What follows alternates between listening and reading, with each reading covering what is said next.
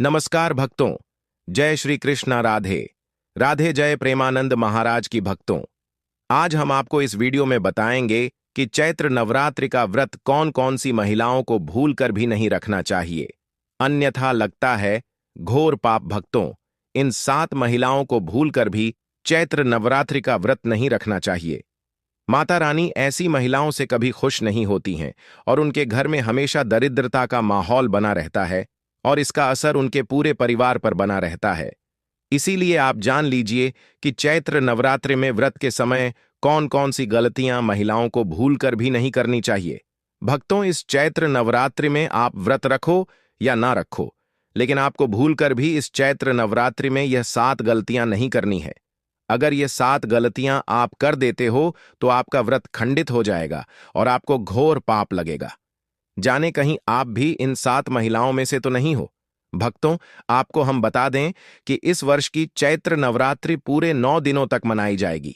ना एक भी दिन काम, ना एक दिन ज्यादा, पूरे 9 दिनों तक मनाई जाएगी। मां भगवती की विशेष रूप से पूजा आराधना की जाएगी। इस वर्ष 2025 में चैत्र नवरात्रि 30 मार्च से 6 अप्रैल तक मनाई जाएंगी। कलश स्थापना का शुभ मुहूर्त 30 मार्च को सुबह 6:13 से 10 बजे तक है। नवरात्रि का समापन 6 अप्रैल को होगा और व्रत का पारण उसी दिन किया जाएगा। अभिजीत मुहूर्त में कलश स्थापना करना बहुत ही शुभ और मंगलकारी माना जाता है। जो भी भक्त चैत्र नवरात्रि में सच्ची श्रद्धा और भक्ति से शुभ मुहूर्त के समय में मां दुर्गा और मां दुर्गा के 9 रूपों की पूजा करता है तो वह पूजा बहुत ही शुभ और मंगलकारी मानी जाती है। शुभ समय में पूजा पाठ करने से समस्त देवी देवताओं की कृपा आपको प्राप्त हो सकती है और शुभ समय में ही पूजा पाठ करने से देवी देवता प्रसन्न होते हैं। इसके साथ साथ जो लोग शुभ मुहूर्त देखकर पूजा पाठ करते हैं उन्हें उस पूजा पाठ का फल दुगना होकर मिलता है। भक्तों, चैत्र नवरात्रि बहुत ही शुभ और मंगलकारी मानी जाती है क्योंकि यह घर में सुख, समृद्धि, धन दौलत और शांति प्रदान करती है तथा घर से गरीबी और दरिद्रता को नाश करती है। घर में माता रानी का आगमन होता है। चैत्र नवरात्रि का व्रत हिंदू धर्म बहुत ही महत्वपूर्ण व्रत है जो कि माता की आराधना के लिए महिलाएं व पुरुष व्रत रखते हैं। लेकिन क्या आप जानते हैं, कुछ ऐसी महिलाएं भी हैं जो इस व्रत को न रखें तो अच्छा है, नहीं तो आपको माता रानी के क्रोध का सामना करना पड़ सकता है। मान्यताओं के अनुसार आज हम जिन महिलाओं के बारे में बात करने वाले हैं उन्हें नवरात्रि के व्रत से हमेशा दूर रहना चाहिए, नहीं तो आपके साथ कुछ बुरा हो सकता है। आपका पति किसी संकट में आ सकता है। यह आपके परिवार का कोई ना कोई सदस्य किसी ना किसी भारी मुसीबत में पड़ सकता है और घर में दरिद्रता का वास हो जाता है और माता लक्ष्मी हमेशा के लिए उस घर को छोड़कर चली जाती हैं। तो चलिए जानते हैं कौन सी ऐसी महिलाएं हैं जिन्हें चैत्र नवरात्रि का व्रत नहीं रखना चाहिए और वह कौन कौन सी गलतियां हैं जिन्हें चैत्र नवरात्रि में नहीं करनी चाहिए। तो चलिए शुरू करते हैं। लेकिन उससे पहले अगर आप भी चाहते हैं कि लक्ष्मी माता का आशीर्वाद आप पर बना रहे तो इस वीडियो को एक लाइक करें और आपके अपने चैनल को सब्सक्राइब कर लें और कमेंट बॉक्स में जय लक्ष्मी माता जरूर लिखें। इससे हमें मोटिवेशन मिलता है जिससे हम आप लोगों के लिए और अच्छे अच्छे वीडियो बना पाते हैं। और साथ ही आप अपनी राशि को कमेंट बॉक्स में जरूर लिख दें क्योंकि हम राशि से जुड़ा भाग्य भी बताते हैं और भाग्य में चल रही परेशानियों को तत्काल दूर करने के लिए आसान से आसान उपाय भी बताते हैं। इसलिए आप अपनी राशि कमेंट बॉक्स में जरूर लिख दें। नंबर 1, भक्तों, अगर आप चैत्र नवरात्रि के दौरान कोई भी व्रत या पूजा सिर्फ दिखावे के लिए करते हैं तो यह बहुत बड़ा पाप माना जाता है। ऐसा करने से न केवल आप देवी देवताओं का अपमान करते हैं बल्कि इसके दुष्परिणाम भी भुगतने पड़ते हैं। माता भगवती ऐसे लोगों से कभी प्रसन्न नहीं होती बल्कि उनके जीवन में परेशानियां बढ़ जाती हैं। मां दुर्गा की कृपा पाने के लिए सच्चे मन से उनकी भक्ति करना बहुत जरूरी है। अगर आप सच्चे दिल से माता रानी को पुकारेंगे और श्रद्धा के साथ पूजा पाठ करेंगे तो ही वे प्रसन्न होंगी और आपको सुख समृद्धि का आशीर्वाद देंगी। धर्म और शास्त्रों का सही ढंग से पालन करना ही असली पूजा होती है। इसलिए किसी भी धार्मिक अनुष्ठान को सिर्फ दिखावे के लिए ना करें, बल्कि पूरे श्रद्धा भाव से माता की आराधना करें। नंबर 2, भक्तों, चैत्र नवरात्रि का व्रत और पूजा सच्ची श्रद्धा और पवित्रता के साथ की जानी चाहिए। जो लोग अपने आचरण में पवित्र नहीं होते, उनके लिए यह व्रत कोई लाभ नहीं देता। जब इंसान के विचार और कर्म शुद्ध नहीं होते, तो उसकी पूजा भी सफल नहीं होती। इसलिए अगर कोई व्यक्ति धर्म और नैतिकता के रास्ते से भटक चुका है, तो पहले उसे अपने जीवन को सही दिशा में लाना चाहिए। मां भगवती की कृपा उन्हीं पर होती है जो सच्चे मन से उनकी आराधना करते हैं और अपने तन मन और कर्म को पवित्र रखते हैं। पूजा का असली फल तभी मिलता है जब हम भीतर से शुद्ध और श्रद्धालु हो। नंबर 3, भक्तों, शास्त्रों के अनुसार विवाह दो आत्माओं का पवित्र बंधन होता है, जिसे आजीवन निभाना सबसे शुभ माना जाता है। जब पति साथ मिलकर पूजा और व्रत करते हैं, तो माता रानी की विशेष कृपा प्राप्त होती है। अगर कोई दंपत्ति अलग हो चुका है, तो यह जरूरी नहीं कि उनकी भक्ति स्वीकार ना हो, लेकिन शास्त्रों में यह बताया गया है कि माता रानी उस जोड़े से अधिक प्रसन्न होती हैं जो साथ में रहकर श्रद्धा और प्रेम से उनकी आराधना करता है। एकता और समर्पण से किया गया पूजा पाठ अधिक फलदायी होता है। इसीलिए पति को मिलकर व्रत और पूजा करनी चाहिए, जिससे माता भगवती की विशेष कृपा प्राप्त हो सके और उनका आशीर्वाद घर परिवार पर बना रहे। नंबर 4, भक्तों, अगर आपको कोई गंभीर बीमारी है, जैसे शुगर, दिल की बीमारी, हाई बीपी, कमजोरी या चक्कर आने की समस्या, तो नवरात्रि का व्रत रखना आपके स्वास्थ्य के लिए नुकसानदायक हो सकता है। व्रत के दौरान लंबे समय तक भूखा रहने से आपकी सेहत बिगड़ सकती है, जिससे गंभीर स्थिति भी पैदा हो सकती है। मां भगवती की कृपा पाने के लिए केवल व्रत रखना ही जरूरी नहीं है। सच्ची श्रद्धा और भक्ति से की गई पूजा भी उतनी ही फलदायी होती है। अगर आपकी सेहत ठीक नहीं है, तो आप बिना व्रत रखे भी माता रानी की आराधना कर सकते हैं, भजन कीर्तन कर सकते हैं और जरूरतमंदों की सेवा करके उनका आशीर्वाद पा सकते हैं। सबसे जरूरी बात यह है कि अपना स्वास्थ्य ठीक रखें, क्योंकि शरीर स्वस्थ रहेगा तो भक्ति भी अच्छे से हो पाएगी। नंबर 5, भक्तों, अगर आपको गाली देने की आदत है या घर में लड़ाई झगड़ा करने की आदत है, तो इसे जितनी जल्दी हो सके छोड़ देना चाहिए।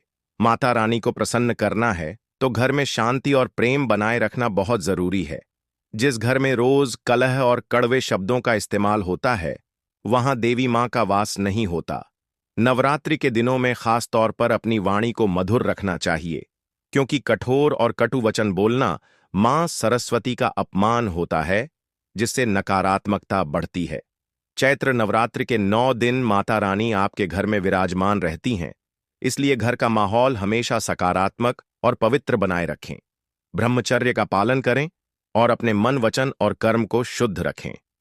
तभी माता रानी प्रसन्न होकर अपना आशीर्वाद देंगी और आपके घर में सुख समृद्धि बनी रहेगी। नंबर 6, भक्तों, मासिक धर्म के दौरान व्रत रखना और पूजा पाठ करना उचित नहीं माना जाता, क्योंकि इस समय शरीर को आराम की जरूरत होती है। पुराने समय में इसे शारीरिक शुद्धता से जोड़ा जाता था, इसलिए महिलाएं इन दिनों में पूजा पाठ से दूर रहती थीं। अगर इस दौरान आप व्रत नहीं रख पाती, तो कोई दोष नहीं लगता। माता रानी भक्ति के भाव को देखती हैं, न कि सिर्फ उपवास को। इन दिनों में मन से प्रार्थना करना, भजन कीर्तन सुनना और माता का स्मरण करना भी उतना ही फलदायी होता है। जब शरीर स्वस्थ और शुद्ध महसूस हो, तब पूरी श्रद्धा से व्रत और पूजा करें, जिससे मां भगवती की कृपा बनी रहे। नंबर 7, जो महिलाएं अपने पति का अपमान करती, वे व्रत ना ही रखें तो अच्छा है, क्योंकि ऐसी महिलाएं का पूजा मां दुर्गा कभी स्वीकार नहीं करती, बल्कि घोर पाप लगता है। दोस्तों, चैत्र नवरात्रि आने वाले हैं। बस कुछ ही दिन बाद चैत्र नवरात्रि प्रारंभ हो जाएंगे। 30 मार्च से तो हम आपको एक ऐसी चीज बताएंगे जिसको घर में लाने से सकारात्मक ऊर्जा का वास होता है और आप धनवान बन जाते हो। ऐसे में यह छोटी चीज घर में लाने से माता रानी खुशी खुशी अपने घर में से चली आती है। इस चीज को घर लाने से माता रानी अवश्य प्रसन्न होती है। यही चीज चैत्र नवरात्र पर घर में लाना बहुत ही शुभ और मंगलकारी माना जाता है। तो चलिए जानते हैं, लेकिन उससे पहले अगर आप भी चाहते हैं कि लक्ष्मी माता का आशीर्वाद आप पर बना रहे, तो इस वीडियो को एक लाइक करें और आपके अपने चैनल को सब्सक्राइब कर लें और कमेंट बॉक्स में जय लक्ष्मी माता जरूर लिखें। इससे हमें मोटिवेशन मिलता है, जिससे हम आप लोगों के लिए और अच्छे अच्छे वीडियो बना पाते हैं। और साथ ही आप अपनी राशि को कमेंट बॉक्स में जरूर लिख दें, क्योंकि हम राशि से जुड़ा भाग्य भी बताते हैं और भाग्य में चल रही परेशानियों को तत्काल दूर करने के लिए आसान से आसान उपाय भी बताते हैं। इसीलिए आप अपनी राशि कमेंट बॉक्स में जरूर लिख दें। नंबर 1, भक्तों चैत्र नवरात्रि के दौरान 16 श्रृंगार का सामान घर में लाना बहुत ही शुभ माना जाता है।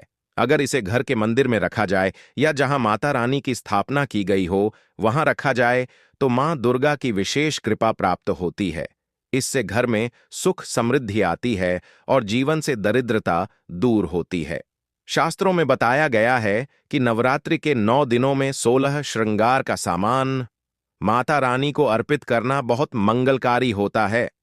ऐसा करने से पूरे वर्ष देवी मां की कृपा बनी रहती है और परिवार पर सकारात्मक ऊर्जा का प्रभाव पड़ता है। माता रानी को प्रसन्न करने के लिए श्रद्धा और प्रेम से उनकी पूजा करें और इस शुभ वस्तु को उनके चरणों में अर्पित करें, जिससे आपके घर में हमेशा सुख शांति और बरकत बनी रहे। नंबर 2, भक्तों चैत्र नवरात्रि के अवसर पर घर में शंख और गंगा जल लाना बहुत शुभ माना जाता है। शास्त्रों के अनुसार जिस घर के मंदिर में शंख नहीं होता वहां देवी देवताओं का वास नहीं होता। शंख का सनातन धर्म में विशेष महत्व है और इसे नियमित रूप से बजाने से घर में सकारात्मक ऊर्जा बढ़ती है, नकारात्मकता दूर होती है और मां लक्ष्मी की विशेष कृपा प्राप्त होती है। इसी तरह गंगा जल को बहुत पवित्र माना जाता है। जिस घर के मंदिर में गंगा जल नहीं होता वह अपवित्र माना जाता है। गंगा जल रखने से घर का वातावरण शुद्ध और पवित्र बना रहता है। अगर गंगा जल लाना संभव ना हो तो किसी पवित्र स्थान या तीर्थ का जल लाकर घर में रखें। इससे भी वही शुभ फल प्राप्त होते हैं और देवी देवताओं की कृपा बनी रहती है। नंबर 3, भक्तों चैत्र नवरात्रि के 9 दिनों में सोना चांदी या तांबे के सिक्के घर के मंदिर में रखना बहुत शुभ माना जाता है। शास्त्रों के अनुसार इन धातुओं को विशेष रूप से नवरात्रि के दौरान घर में लाने से उनका फल कई गुना बढ़ जाता है। अगर यह सिक्के माता रानी के चरणों में अर्पित किए जाएं तो देवी मां अत्यंत प्रसन्न होती हैं और घर में सुख समृद्धि का वास होता है। यह न केवल आर्थिक रूप से शुभ होता है बल्कि घर की ऊर्जा भी सकारात्मक बनी रहती है। इसलिए नवरात्रि के दौरान इन धातुओं को मंदिर में जरूर रखें और पूरी श्रद्धा से माता रानी की पूजा करें, जिससे उनका आशीर्वाद सदा बना रहे। नंबर 4, भक्तों चैत्र नवरात्रि के दौरान मोर पंख घर के मंदिर में रखना बहुत शुभ माना जाता है। मां सरस्वती को मोर पंख अत्यंत प्रिय होता है और इसे मंदिर में रखने से कई लाभ मिलते हैं। विशेष रूप से नवरात्रि के दिनों में अगर इसे माता रानी के चरणों में अर्पित किया जाए तो देवी दुर्गा प्रसन्न होती है और घर में सुख शांति बनी रहती है। मोरपंख नकारात्मक ऊर्जा को दूर करता है और सकारात्मकता को बढ़ाता है। इसलिए नवरात्रि के दौरान इसे घर के मंदिर में जरूर रखें और श्रद्धा के साथ पूजा करें, जिससे देवी मां की कृपा सदैव बनी रहे। भक्तों अब बात करते हैं माता रानी को नवरात्रि में कौन सी चीज अर्पित कर सकते हैं। दोस्तों, भूलकर भी माता रानी को यह चीज कभी अर्पित मत करना, नहीं तो सारी जिंदगी बर्बाद रहोगे। जिंदगी भर रोने के सिवा कुछ नहीं मिलेगा। भक्तों नंबर 1, भक्तों हिंदू धर्म में नारियल को बहुत ही शुभ और पवित्र माना जाता है। इसे श्रीफल कहा जाता है, जो सुख समृद्धि धन श्रद्धा और सम्मान का प्रतीक होता है। किसी भी मांगलिक कार्य में नारियल का विशेष महत्व होता है और बिना इसके पूजा अधूरी मानी जाती है। खासकर नवरात्रि के दौरान माता रानी की पूजा में नारियल का उपयोग किया जाता है। कई मंदिरों में तो नारियल से बलि भी दी जाती है और कलश स्थापना में भी इसे अनिवार्य रूप से रखा जाता है।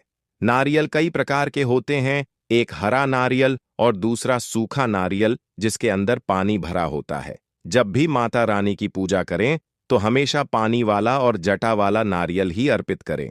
खासकर जब नवरात्रि के दौरान कलश स्थापना की जाती है तो उसमें साबुत नारियल रखा जाता है। टूटा हुआ या लटका हुआ नारियल पूजा के लिए अशुभ माना जाता है, क्योंकि साबुत नारियल ही पूर्णता और पवित्रता का प्रतीक होता है। यह सुख समृद्धि को आकर्षित करता है और देवी मां की कृपा को घर में बनाए रखता है। इसलिए कलश स्थापना करते समय हमेशा साबुत नारियल का ही चयन करें और उसे विधिपूर्वक स्थापित करें। कलश पर नारियल रखते समय एक महत्वपूर्ण बात यह ध्यान में रखनी चाहिए कि नारियल को हमेशा लेटा कर रखा जाता है, खड़ा करके नहीं। शास्त्रों के अनुसार जब नारियल को सही विधि से रखा जाता है तभी पूजा और व्रत का पूर्ण फल प्राप्त होता है। नारियल को कलश के ऊपर स्थापित करने से पहले उसे लाल कपड़े में लपेट लेना चाहिए। ऐसा करने से इसका शुभ प्रभाव कई गुना बढ़ जाता है और माता रानी की कृपा अधिक प्राप्त होती है। एक और महत्वपूर्ण बात यह है कि महिलाएं माता रानी को नारियल अर्पित कर सकती हैं, लेकिन उन्हें भूलकर भी नारियल नहीं तोड़ना चाहिए। इसका कारण यह है कि नारियल को बीज रूप माना जाता है और महिलाएं स्वयं भी बीज रूप होती हैं, क्योंकि वे शिशु को जन्म देती हैं। इसलिए धार्मिक मान्यता के अनुसार नारियल तोड़ना महिलाओं के लिए वर्जित माना गया है।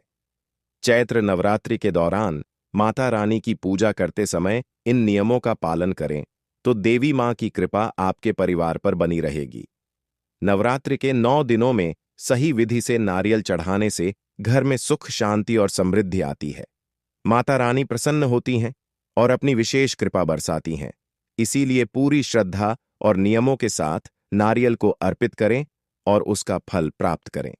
नंबर 2, भक्तों, माता रानी की पूजा में लौंग का इस्तेमाल बहुत शुभ माना जाता है। लेकिन क्या आप जानते हैं कि वास्तु शास्त्र के अनुसार घर में कई चीजें ऐसी होती हैं जिनका सही या गलत तरीके से रखना हमारी सुख समृद्धि और आर्थिक स्थिति पर गहरा असर डाल सकता है। खासकर चैत्र नवरात्रि के दिनों में इन बातों का ध्यान रखना और भी जरूरी हो जाता है, क्योंकि इन 9 दिनों में मां दुर्गा स्वयं घर में विराजमान होती हैं।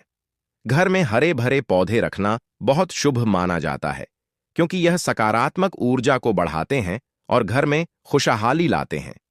लेकिन अगर इनकी सही देखभाल नहीं की जाए और पौधे सूखने लगे तो इससे नकारात्मक ऊर्जा बढ़ सकती है, जिससे घर में अशांति का माहौल बन सकता है। इसलिए अगर आप घर में पौधे रखते हैं तो उनकी सही देखभाल जरूर करें, ताकि उनका सकारात्मक प्रभाव बना रहे। घर में चमगादड़ का आना वास्तु दोष उत्पन्न करता है और इसे बहुत अशुभ माना जाता है। यह न केवल नकारात्मक ऊर्जा को आकर्षित करता है, बल्कि घर की आर्थिक स्थिति पर भी बुरा प्रभाव डाल सकता है। इसलिए अगर घर में चमगादड़ दिखाई दें तो उन्हें तुरंत बाहर करने के उपाय करें। रात के खाने के बाद बर्तन ना धोकर छोड़ देना भी मां लक्ष्मी को नाराज कर सकता है। शास्त्रों में कहा गया है कि जो घर साफ सुथरा और व्यवस्थित होता है वहां मां लक्ष्मी का स्थायी वास होता है, लेकिन गंदगी और अव्यवस्था होने से देवी कृपा नहीं टिकती। इसलिए नवरात्रि के दिनों में खास तौर पर घर की सफाई का ध्यान रखें और रात को बर्तन साफ करके ही सोएं, ताकि घर में सकारात्मक ऊर्जा बनी रहे। झाड़ू को भी विशेष आदर दिया जाता है, क्योंकि इसे मां लक्ष्मी का प्रतीक माना गया है। झाड़ू को कभी भी लापरवाही से नहीं रखना चाहिए और ना ही इसे किसी के सामने रखना चाहिए। इसे नजरों से दूर रखना अच्छा होता है, ताकि घर में बरकत बनी रहे। इसी तरह नहाने के बाद बाथरूम को गंदा छोड़ना वरुण देवता को नाराज कर सकता है, जिससे धन की हानि हो सकती है। इसलिए घर के हर हिस्से को साफ रखना बहुत जरूरी है। तुलसी का पौधा अत्यंत पवित्र माना जाता है और नवरात्रि के दौरान शाम के समय इसे छूने से बचना चाहिए। शास्त्रों में कहा गया है कि तुलसी के पौधे को सूर्यास्त के बाद नहीं छूना चाहिए, क्योंकि इससे मां लक्ष्मी अप्रसन्न हो सकती है। साथ ही शाम के समय बाल और नाखून काटने से भी बचना चाहिए, क्योंकि ऐसा करने से सौभाग्य बाधित हो सकता है। हल्दी, दूध, नमक और चीनी जैसी चीजें उधार देने से घर का सौभाग्य कम हो सकता है। यह बात विशेष रूप से नवरात्रि के दौरान ध्यान देने योग्य होती है, क्योंकि इन दिनों में किसी भी शुभ वस्तु का दान या उधार देना घर की बरकत को कम कर सकता है। इसलिए इन चीजों को उधार देने से पहले अच्छी तरह विचार कर लें। घर में टूटी हुई वस्तुएं रखना भी बहुत अशुभ माना जाता है। यह न केवल सकारात्मक ऊर्जा को समाप्त करता है, बल्कि घर में अशांति और कलह का कारण भी बन सकता है। इसलिए यदि घर में कोई टूटी हुई चीज पड़ी है तो उसे तुरंत हटा देना चाहिए ताकि घर का माहौल सकारात्मक बना रहे। डस्टबिन को सही दिशा में रखना भी बहुत महत्वपूर्ण होता है। अगर इसे गलत स्थान पर रखा जाए तो यह आर्थिक नुकसान का कारण बन सकता है। वास्तुशास्त्र के अनुसार डस्टबिन को हमेशा ऐसी जगह रखना चाहिए जहां से वह घर के मुख्य द्वार से नजर न आए। इससे घर में धन और समृद्धि का प्रवाह बना रहता है। बिस्तर पर बैठकर खाना खाने की आदत भी सही नहीं मानी जाती। ऐसा करने से मां लक्ष्मी और मां अन्नपूर्णा नाराज हो सकती हैं, जिससे घर में धन और अन्न की कमी हो सकती है। इसके अलावा रात को खाना खाने के बाद बर्तन न धोने की आदत भी आर्थिक समस्याएं खड़ी कर सकती है, क्योंकि इससे नकारात्मक ऊर्जा घर में बनी रहती है। नवरात्रि के दिनों में विशेष रूप से इन बातों का ध्यान रखना बहुत जरूरी होता है, क्योंकि इन दिनों में मां दुर्गा स्वयं घर में निवास करती हैं। अगर हम इन गलतियों से बचते हैं और अपने घर को स्वच्छ, व्यवस्थित और सकारात्मक बनाए रखते हैं तो माता रानी की कृपा हम पर बनी रहती है। इसलिए यदि आप चाहते हैं कि आपके घर में सुख, शांति और धन धान्य की वृद्धि हो तो इन बातों को अपनाएं और मां लक्ष्मी तथा मां दुर्गा का आशीर्वाद प्राप्त करें। दोस्तों, यह तमाम जानकारी जन रुचि को ध्यान में रखकर दी जा रही है। ज्योतिष और धर्म के उपाय को अपनी आस्था और विश्वास पर आजमाएं। हमारी वीडियो का उद्देश्य सिर्फ आपको बेहतर सलाह देना है। इस संदर्भ में हम किसी भी प्रकार का कोई दावा नहीं करते हैं। तो दोस्तों, आज की हमारी वीडियो आपको कैसी लगी, हमें कमेंट करके बताएं। अगर आपको हमारी वीडियो अच्छी लगी तो कमेंट बॉक्स में जय मां लक्ष्मी जरूर लिखें और आपके अपने चैनल को सब्सक्राइब करना ना भूलें। दोस्तों, मिलते हैं अगली वीडियो में एक नई जानकारी के साथ। तब तक के लिए जय श्री राम दोस्तों। श्री राम।